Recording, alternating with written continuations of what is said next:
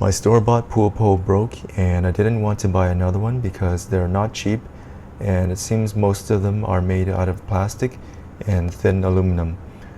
So I decided to make a sturdier one using inexpensive materials.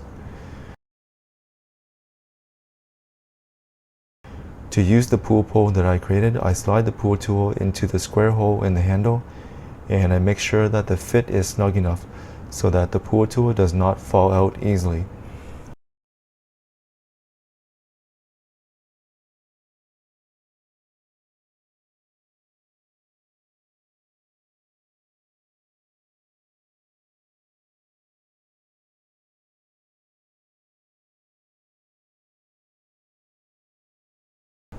Now I'm switching from a skimmer tool to a brush.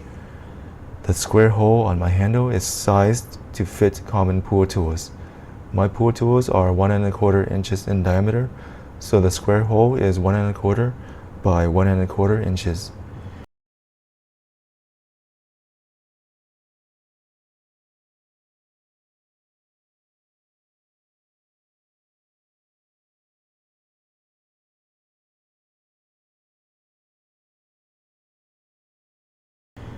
Here is a drawing of the overall construction.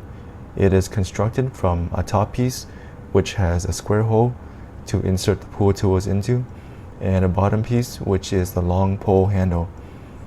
The top piece is butt joined and screwed together to make the square hole. The bottom piece has a tenon that fits into the square hole in the top piece. For potential improvements, a longer handle would be more convenient, and making the handle telescoping would also make it easier to store when not in use. I used what I had on hand, which was pine, and using a wood with a better water resistance would improve the durability and longevity of the pool pole.